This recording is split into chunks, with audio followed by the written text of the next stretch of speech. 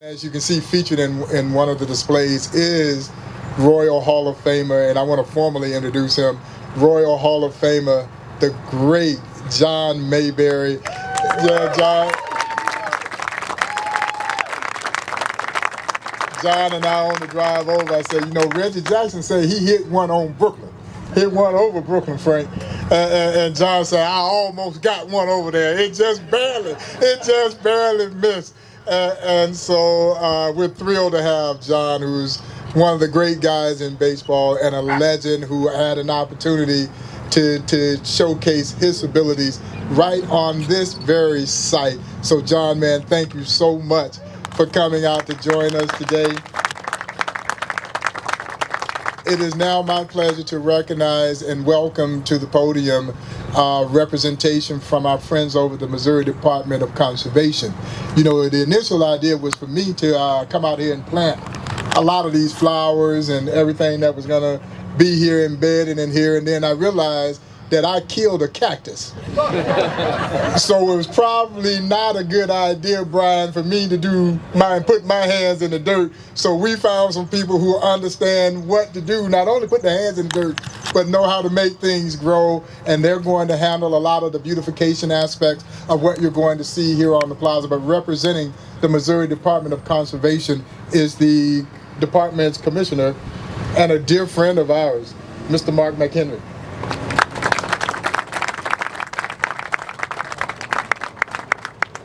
Thanks, Bob, and thanks for the opportunity to be here this morning.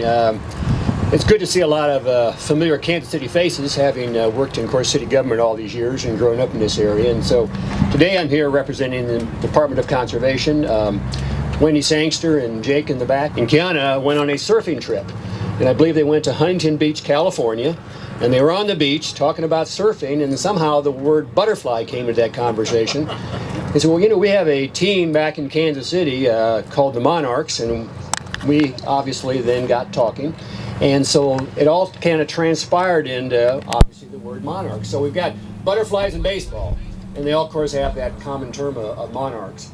And so I'm glad that they had that conversation. They came back, they met with our local team, and worked with Bob and his staff to put this project together. Primarily milkweed, and milkweed is what draws butterflies, because you know butterflies and monarchs, and I think there's like 750 or 760 different species of butterflies in the United States, and probably the one butterfly anybody can identify as a monarch. Once you get beyond that number one, then you kind of have a hard time identifying them all, but very recognizable, very well known to us. And of course, in the spring of the year, we're probably aware, they spend their winters in Mexico, which is probably a good place to be, where it's warm. And then they find their way, they fly up here a couple thousand miles, and they find their way to the Midwest. And so it's kind of an early great sign of spring when the monarchs are out. So you'll see them around, kind of like the robins come out in the spring. That's the time of the year that you see the birds and the butterflies and all that. And also butterflies are a great pollinator, along with other insects. Our ecosystem depends on pollination of our plant material. So it's not only something that the insects are involved in, but there's an economic impact to that pollination as well, and that's very important. And if you heard much about monarch butterflies, their population is decreased significantly in the last couple decades. So people are planting locations throughout all metro areas in the Midwest to attract the butterflies and provide their staple of food, which of course is the pollination of these plants. So anyway, glad to be here today. Appreciate the opportunity to be part of this, and I will turn it back to Bob. Thank you, Mark. See, I didn't know about that movie migrating to Mexico, and it made me think of the fact that Buck O'Neill played in Mexico for Obregon in Mexico, and he loved Mexico. And says when he first goes there, he didn't know how to speak Spanish. He became quite fluent in Spanish, but he didn't speak great Spanish. And so when he went to order something to eat, he would make this motion with his hand. And so Kurt, he would order fish. He ate a lot of fish until he learned to speak Spanish. And so Mexico, the monarch, the butterfly, all of that stuff kind of hits home again. And we're really excited about the ecological aspect of what this will represent, as well as what it serves as a reminder to those. There are kids. This is a neighborhood. There are kids who are now growing up in this community. They should know the history of this community. It was this stadium built in the heart of an African American community, where at those Negro League games, black folks and white folks were sitting side by side watching the great Kansas City Monarchs play. Next up, and we talked about those who energize our community. And before they became Evergy and they were Kansas City Power and Light, they've been a long time friend and supporter of the Negro Leagues Baseball Museum. I can't thank Evergy enough for their continued partnership and everything that they're doing. If you've not been to the museum, please go check out our Barrier Breaker exhibit, which, as we like to say, is powered by Evergy. And as we commemorate 75 years of Jackie Robinson's breaking of the color barrier, it is important to understand and recognize all of those pioneers who integrated our sport. And that's what our Barrier Breaker exhibit does. And thanks to our friends over at Evergy, we were able to put in a permanent installation. So representing Evergy today is my friend Michelle Mcconnell, who is the Senior Director of Community Relations for Evergy. Please give her a nice warm round of applause. Hello, everyone. I am honored to be here. Again, my name is Michelle Mcconnell, and I am with Evergy, and I'm honored to be representing Evergy. And it isn't lost to me where we are at.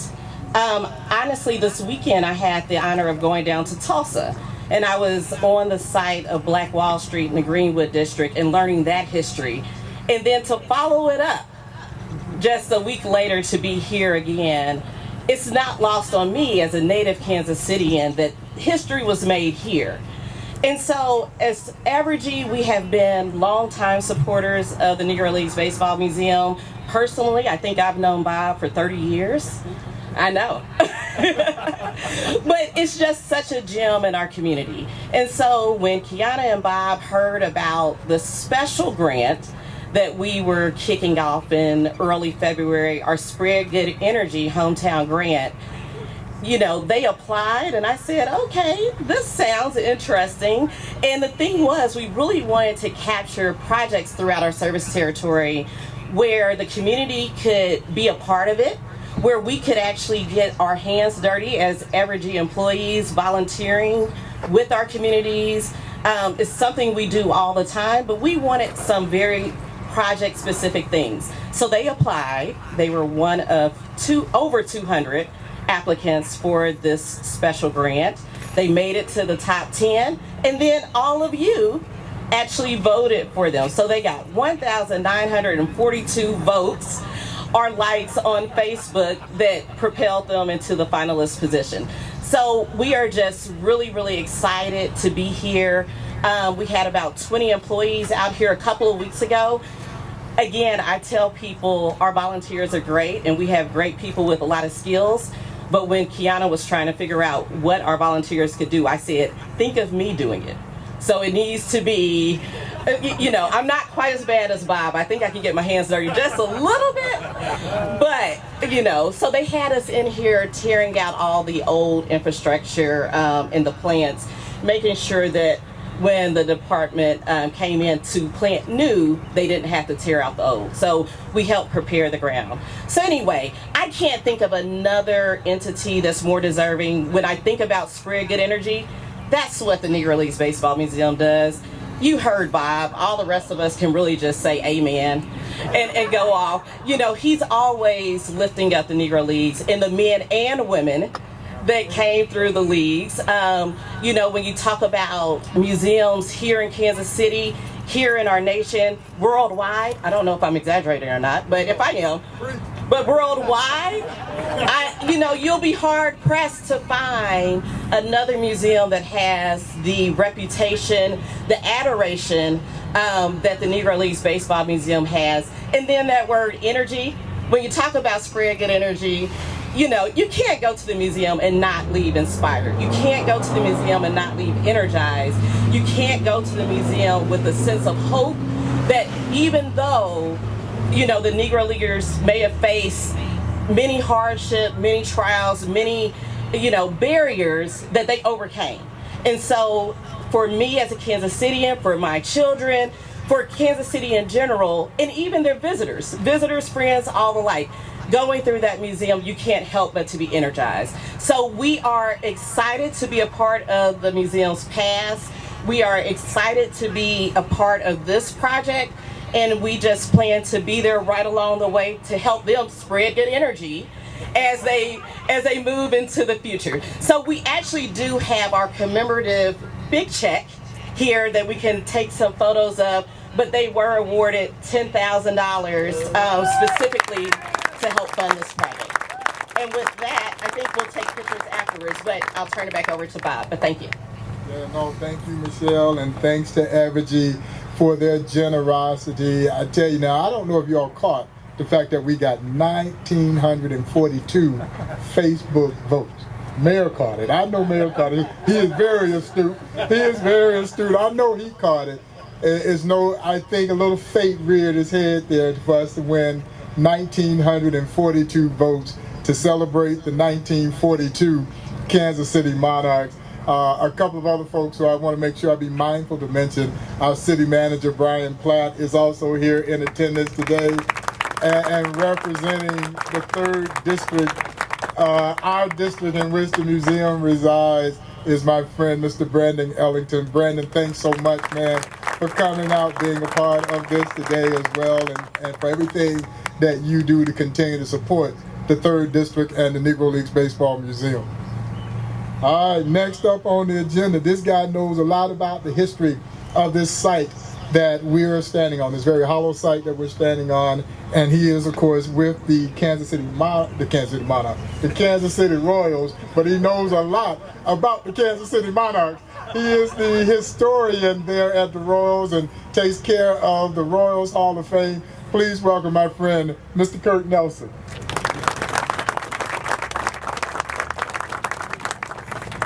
Thank you, Bob. I wish I was with the Monarchs.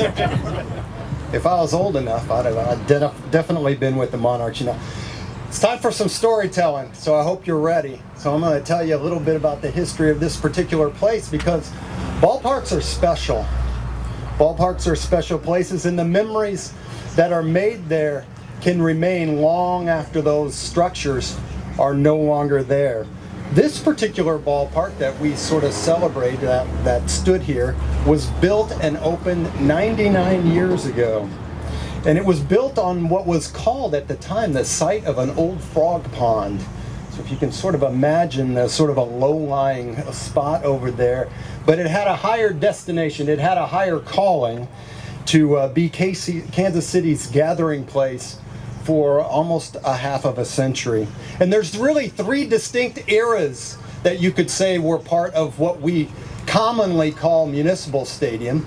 It was originally called Muehlebach Field, named after the man who paid for its building, George Muehlebach. Muehlebach Hotel, Muehlebach Brewing, owned the Kansas City Blues. And there was, the first era was sort of, I'll call it the Blues and Monarchs era. And you know that the Blues, the Kansas City Blues, were here in many different incarnations, but the one that played here primarily, they won 3 Junior World Series titles in this particular ballpark, and there were a lot of great players and interesting people that played for those teams. And from 1937 until the time the Blues left in 1954, they were a top affiliate of the New York Yankees. Now, we don't commonly in Kansas City like to hold the Yankees in our hearts much, but at that time we did, and there were a lot of great Yankees that came through here and played here in Kansas City. Whitey Ford, Phil Rizzuto, Mickey Mantle actually played here in 1951 after he had made his debut with the New York Yankees, as a matter of fact. He came back here and played for the Kansas City Blues. And Casey Stengel, before he became manager of the New York Yankees, and of course would go on and become a Hall of Fame manager, winning multiple World Series, came home to Kansas City. Yes, Kansas City was his home, and managed the Kansas City Blues right here in this ballpark. And I always like to point out about Casey, because he's commonly remembered as somebody tied to New York, but his name was Charles Dillon Stengel.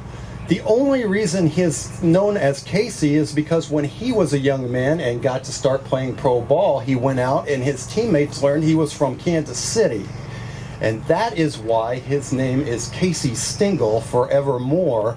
he was known as Casey Stengel because of his hometown here in Kansas City. Now, speaking of Yankees, Babe Ruth played in this ballpark.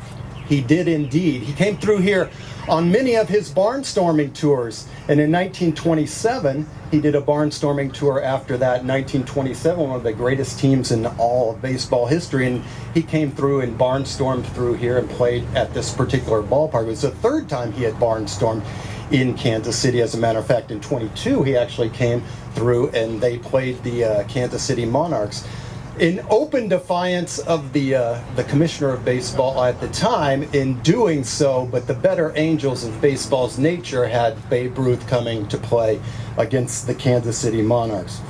And his teammate, who was actually with him on that last barnstorming tour, actually has a distinct tie to this particular ballpark. Lou Gehrig, one of the great players of all time. And of course, Lou Gehrig would have played even longer, and his consecutive games played, the Iron Man streak would have went on longer, except he was stricken with ALS. And if you remember, in 1939, he played his last major league game at the end of May of 1939. But it was not the last game of baseball he played. No, actually on June 12, 1939, here at 22nd in Brooklyn, the New York Yankees, the defending World Series champions, came through to play an exhibition game against the defending Junior World Series champion, the Kansas City Blues, one of their top affiliates. And Gehrig was still traveling with the team. And the ballpark at the time held about 9,000 people, and supposedly there were 17,000 people, and I've only seen one picture that comes from that particular day, and people are standing or sitting on top of the concession stand, so I'm sure it was quite full. And Lou thought that there was a pretty good chance that they were here to see him, and he was probably right, so he decided he was going to play in that game. And he played the first 3 innings of that game. He had 1 at bat. He played 3 innings at first base and took himself out of that game. And indeed, that was the last game that Lou Gehrig ever played, was right here in Kansas City at 22nd in Brooklyn. Now, the Kansas City Monarchs. Gosh, we know so much about them, but there's so much to know. And they actually won Kansas City's first 2 World Series titles. The Royals won our 3rd and 4th. The Monarchs won World Series titles in 24 and 42, with this being their home ballpark. And there's so many players, we won't even go in. You've mentioned some of them: Hilton Smith, Bullet Joe Rogan, of course Satchel Paige, our own Buck O'Neil, who we still hold dear in our heart, was player and manager here. But the one that I really like to focus on is Jackie Robinson, of course. And we know Jackie, he actually, that's his professional, we used to say his professional debut was with the Kansas City Monarchs, but we can now say, with the imprimatur of Major League Baseball, though it's not necessary, but it's nice to have, that indeed Jackie Robinson didn't make his professional debut here with the Kansas City Monarchs. He made his Major League debut with the Kansas City Monarchs here. And as a matter of fact, it was on this very day, right over there, May 6, 1945, that Jackie Robinson made his debut with the Kansas City Monarchs and made his Major League debut. And if you do want to know, yes, indeed, he did get a hit. He was 1 for 4 with an RBI double. He scored a run, stole a base, and the Monarchs won 6-2 over the Chicago American Giants. So April 15, 1947, which we commonly have talked about it being his Major League debut, we can now know more as he's righteously integrated the National League on that day and did so with dignity and grace. Now, the Kansas City Athletics. We talk about them bringing Major League Baseball to Kansas City. Actually, Major League Baseball had been here before in Kansas City, but they did return the American League to Kansas City, at least in its Major League incarnation. The Blues had been a founding member of the American League in 1899 and 1900 before it became a Major League, but then moved to Washington in 1901 when the American League became a Major League. But the Athletics brought American League Major League Baseball back in 1955. And in a course of Kansas City ingenuity and hard work between November of 1954 and April of 1955, and mind you, that is winter, the ballpark doubled in size, put an upper deck on it so it would be ready for Major League ball for the Kansas City Athletics in 1955. Now, the 1960 Major League All-Star game, the first of two played that year, was played in this ballpark. And I'll just rattle off some names here, because I'll always point out is at this particular location, if you were a great ball player in the early to mid part of the 20th century, you played in this ballpark. Mickey Mantle, Willie Mays, Ted Williams, Stan Musial, Ernie Banks, returning to Kansas City because he had played with the Monarchs, Yogi Berra, and of course the great Henry Aaron was in that game as well. When we talk about debuts for the A's never had a winning season here, but right after they left, they became one of the greatest teams in baseball and won multiple World Series titles. And a couple of the key players on those teams, Reggie Jackson, Catfish Hunter, made their debuts right here with the Kansas City Athletics in this ballpark. And in 1961, a shortstop for the Kansas City Athletics named Dick Hauser made his Major League debut and would return 2 decades later to lead another team in Kansas City to some interesting and fun times. But after 1967, the A's left us and headed to Oakland, and I know that was a very sad time in Kansas City, but I'm very thankful that they did, to be honest with you, because that really led to the chance to have another team in Kansas City. And this particular time, it had been before that people had found a team for Kansas City. People went out, the Athletics moved here, so it would be a Major League team for Kansas City. And after the A's left, that was Kansas City's opportunity to create and build Kansas City's team. And we like to think that we're holding up our legacy in that as the Kansas City Royals. And the Royals, of course, we played our very first game right here at this ballpark, April 8th, 1969. The first pitch was thrown by Wally Bunker. It was a ball. It was fastball, but it was thrown to Ted Eulander, and but he held them the Twins scoreless in that inning. And leading off for the Royals in the bottom of the first batter in Royals history was none other than Lou Piniella. And Lou is a man of, a little patience. And the very first pitch thrown by Ted Hall, he's hit for a double down the left field line and would score on a couple of pitches later when Jerry Adair got a base hit. And the Royals would go on and win that game in extremely exciting fashion. Joe Keough had a pinch hit RBI single to drive home Joe Foy in the 12th inning, a walk-off win, 4-3. And the Royals era was often running with a win. And behind the mic was a young kid named Denny Matthews, who was the first one to say Royals win, and he's still doing that today. So we had our first winning season here in 1971.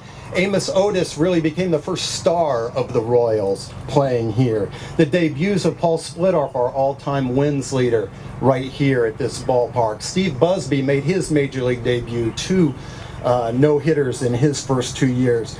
And a gentleman that's with us right here in front of me, I'm looking at him right now, Big John Mayberry. Big John Mayberry got his first hit as a member of the Kansas City Royals on opening day, April 15, 1972. But it was even more than that, because it was in the 11th inning, and he drove home the winning run. So the first hit that John Mayberry had in this ballpark, wearing a Kansas City Royals uniform, was a walk-off RBI single, giving the Royals an opening day win. There you go. You don't remember saying Which is true, because he also hit the last home run in this ballpark that was hit by a member of the Kansas City Royals. And to make it perfect linearness to it, he also hit the very first home run at Royal Stadium as well. Now, Frank White, another gentleman sitting over here, he did not play in this ballpark. He would come in the other ballpark that's a little bit further away from here. But this ballpark has a very important part in the Frank White story and the Royals story. Not only did he go to Lincoln High School, right over there, which you can still see, and watched many a game here as a young man. He is a Kansas Citian through and through.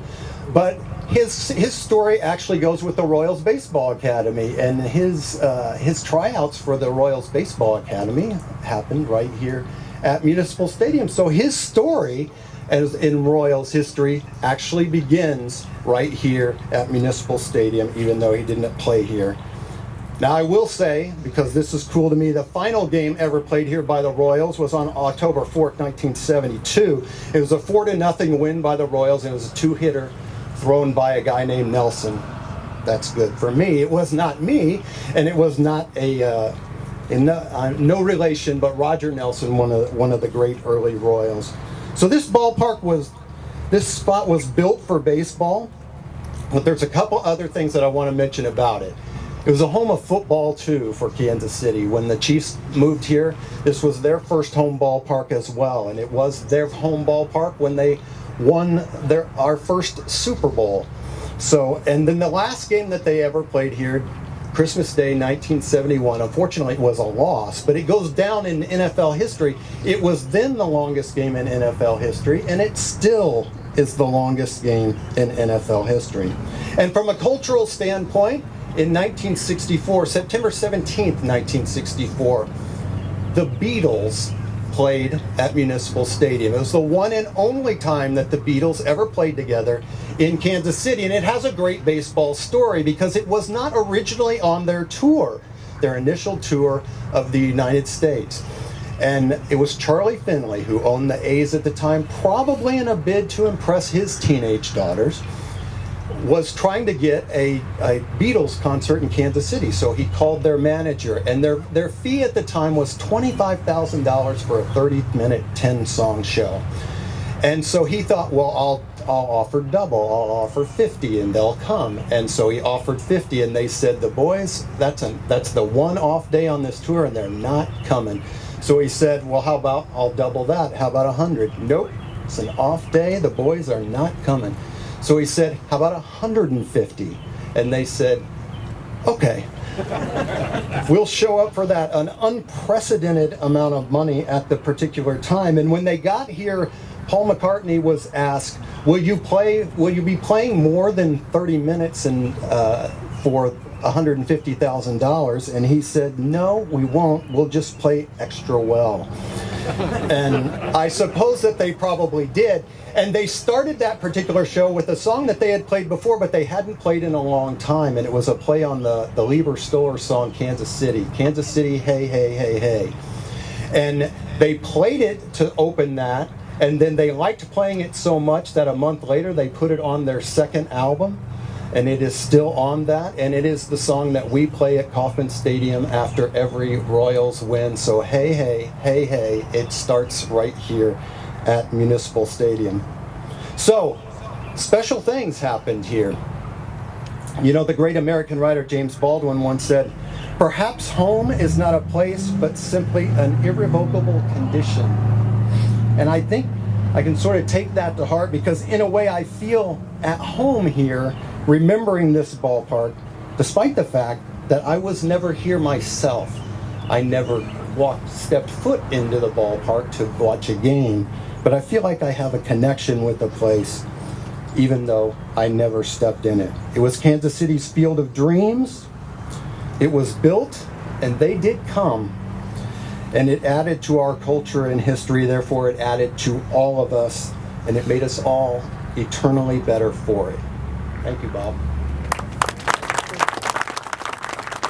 Thank you so much. As we were saying, this place has tremendous history. And Frank, I still find it funny that John didn't remember that single. Now, he told me in the car about that home run, that last home run he hit, but he didn't remember a walk-off single. It's been such an important part of this community for so long. Kirk referenced the fact that this man went to Lincoln High School, and certainly in my own humble estimation, he is the most important Kansas City Royal in Royal baseball history, given the fact that he is homegrown. He went through the academy. He literally helped build Kauffman Stadium, and he's one of the greatest second basemen in baseball history. I say that as we look at this wonderful display of Otis Taylor here, and I've said oftentimes I've said that there were 3 players in this community who deserve to be in their sports halls of fame. Well, Buck O'Neil is at long last being inducted into the National Baseball Hall of Fame. Otis Taylor should be in the National Football League Hall of Fame.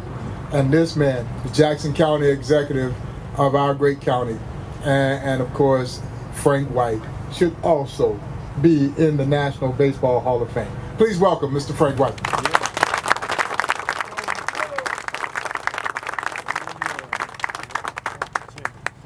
Well, I feel like I need to sit down now because they've told everything I was going to say.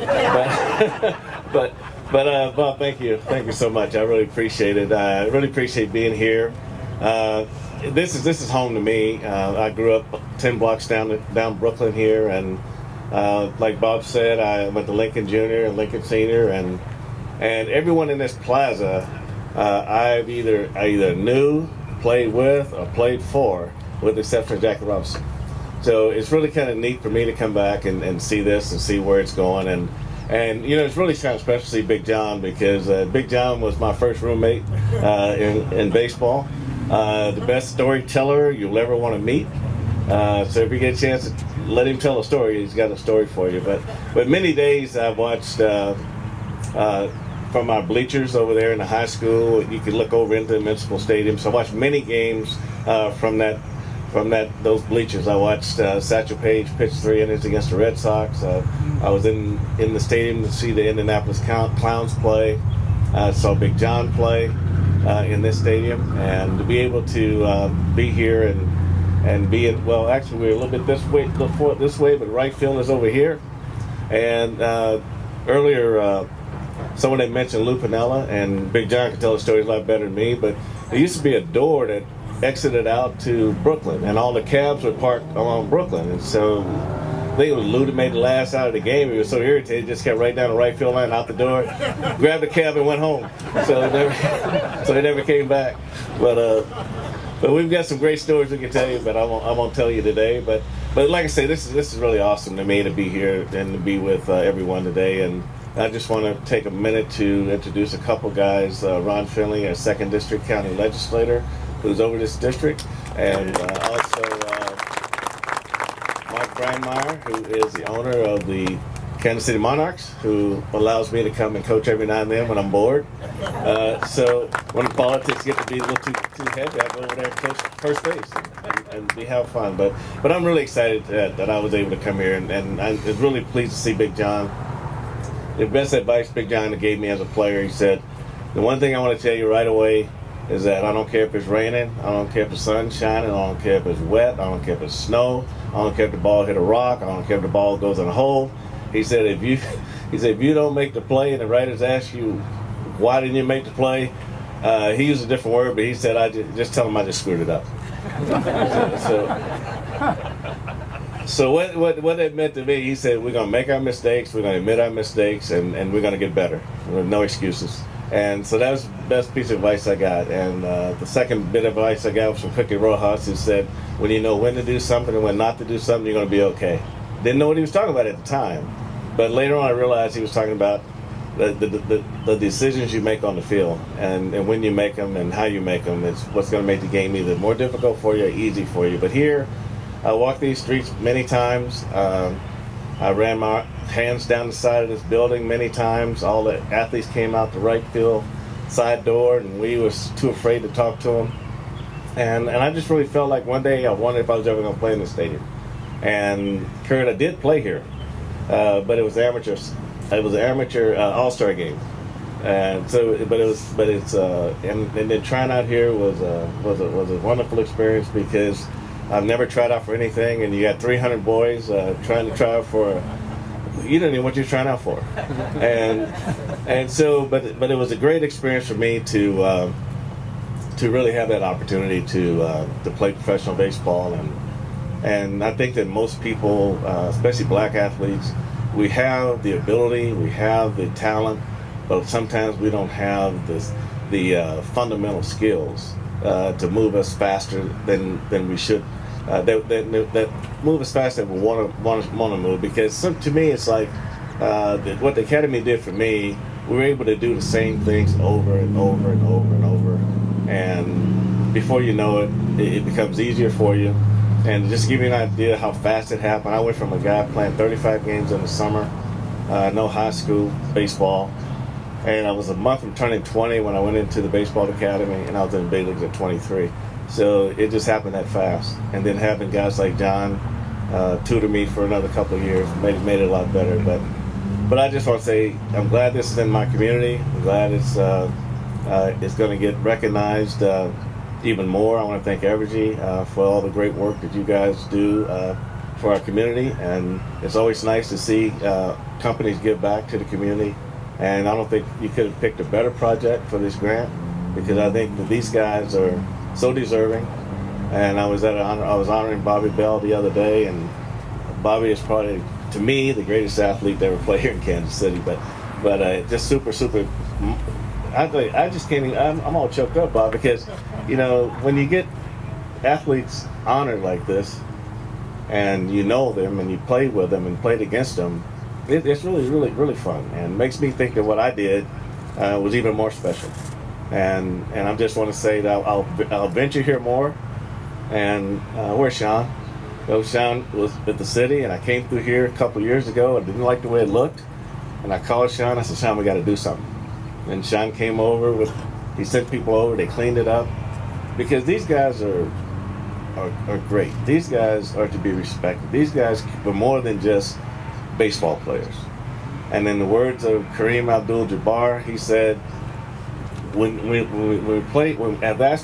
as athletes, we are usually told to play and just shut up, just play. And he said the thing that as an athlete, what you want to do as a black athlete is you want to be a significant player. You don't just want to be a player. You want to be significant, and you want to take the trophies, and you want to take the championships, and you want to use those as currency to lift up your community. And that really rang a bell to me, and that really sticks with me. And I just want to say that it's a great honor. Thank you all for coming. Thank you all for celebrating these great athletes and what this historic site meant to these guys, and also meant to what it means to our community as we celebrate today. So thank you so much. I appreciate it. Thank you, Frank. And we concur that it was important that we restore this. And again, we thank all of our partners who made this possible today. And certainly I want to take the opportunity now to bring up the leader of our city. And I'm so glad that, Mayor, every time you come in for a museum event, there's always something good. Yeah, there's always something good, man. I hope we just kind of, like Frank said, pull you away from the stress and strain of all the political stuff that goes on. We hope to keep giving you good events to come to, but more importantly, we thank you sincerely for taking time to come in and be part of these kinds of events and undertakings with your family at the Negro Leagues Baseball Museum. Please welcome the leader of our great city, the Honorable Mayor Quentin Lucas.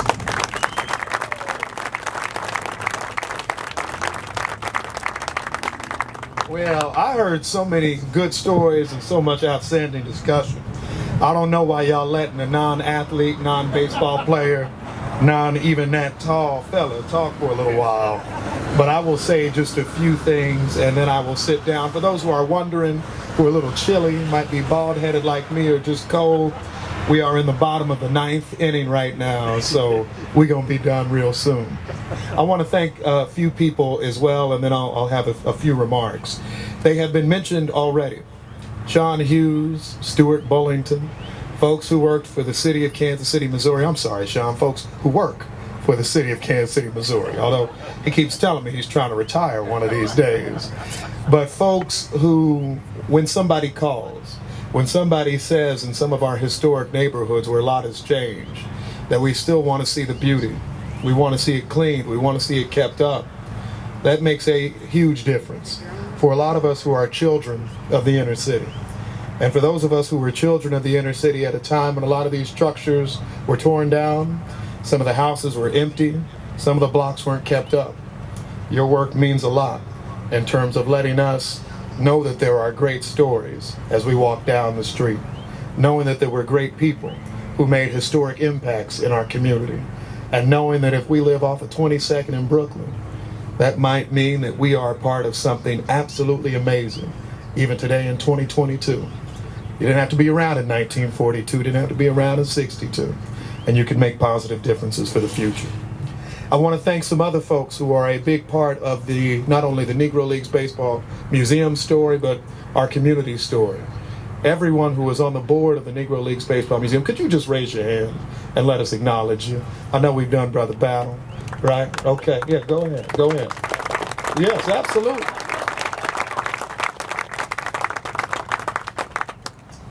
Every day we work hard to build a better city, and I want to kind of center you board members and our president, CEO, executive director, whatever you want to call him, Mr. Kendrick, because it seems sometimes when we go to these great events that it's just natural that it works, right? We have these amazing storytellers. We've got this great thing to sell and to share, but that's not natural.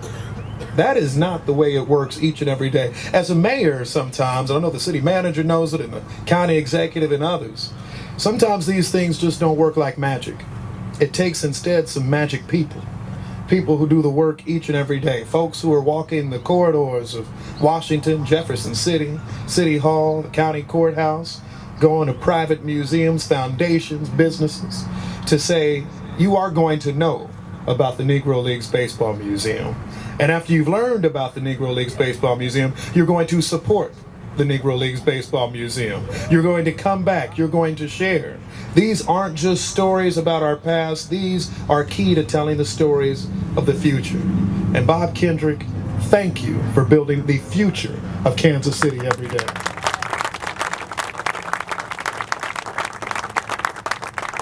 And so I promise I won't be long, because I already talked about this area as a perspective of a child of Kansas City.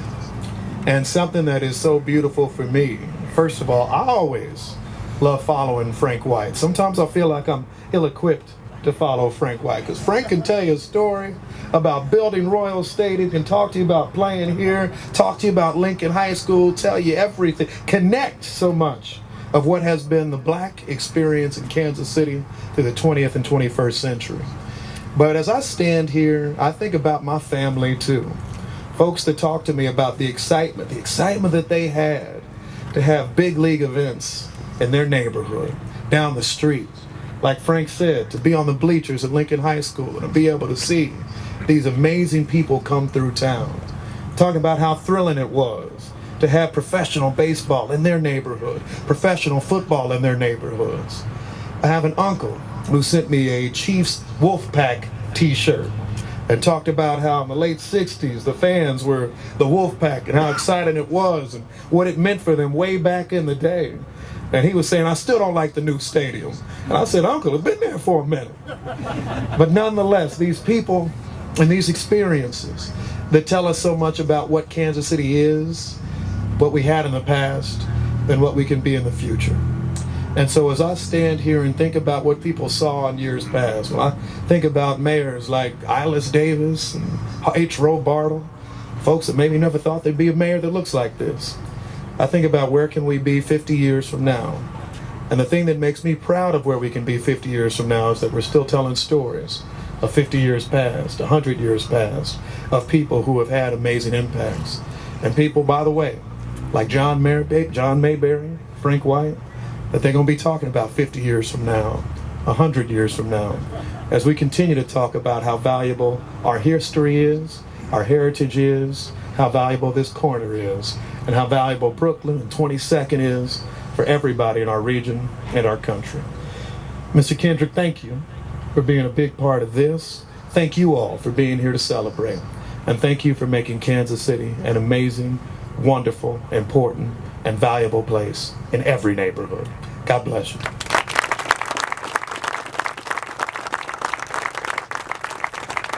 Thank you, Mayor. And I think, Frank, you would agree with me, and Brian just referenced this, as we celebrate this once amazing stadium, it would be hard to forget George Toma.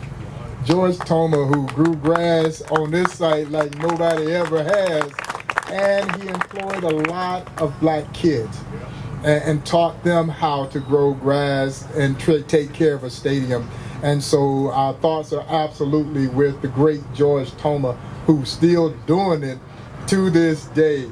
And so I now want to bring up someone very special. He's a dear friend of the museum, a supporter of our organization, one heck of a golfer, and we've got something very special that we're going to unveil. But please welcome from BMG Advisors, he's the partner there, our dear friend, Mr. Adam Hawley. Adam.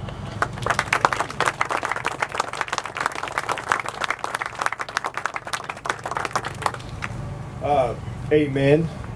All these stories have been incredible today. Thank you so much. I appreciate you not sharing the story of how much farther you hit the golf ball than I do. So, as Bob said, I'm Adam Hawley with BMG Advisors, and our motto is playing your story. And so when I think about an organization that we want to be a part of and an ally for, there is no better organization than the Negro Leagues Baseball Museum. So thank you for having us here today. I have some special news. Can we bring Aaron up to? Yeah, Aaron. Okay.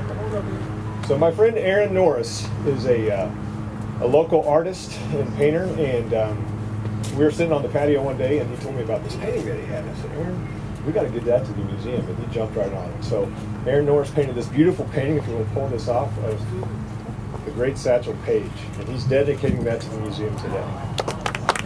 Thank you.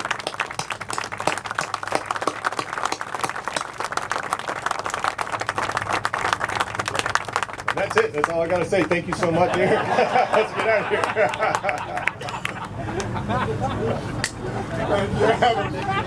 And I have to admit, they surprised me with this. Adam sent me a note one day and said, hey, Bob, you know, we want to donate that satchel. I had already seen it.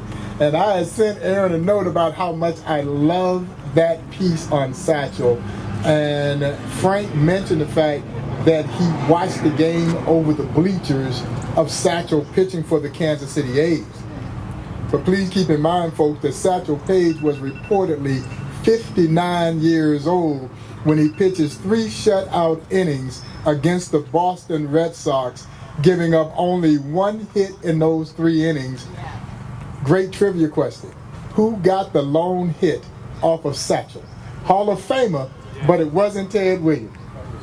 Yes, a young Carl Yastrzemski gets that hit off of Satchel. He gets a double off the old man, and Satchel left him at third and shut down everybody else over 3 of the most remarkably pitched innings in baseball history at age 59, which means he could have been 69 years old at that time. And so, Aaron, man, thank you so much for that amazing depiction of the ageless wonder who coincidentally is wearing the road version of that 1942 uniform in that painting. And so this is really special. And at this point in time, I'd love to have all of you guys, all of my dignitaries here, come with us as we unveil our latest installation to the plaza.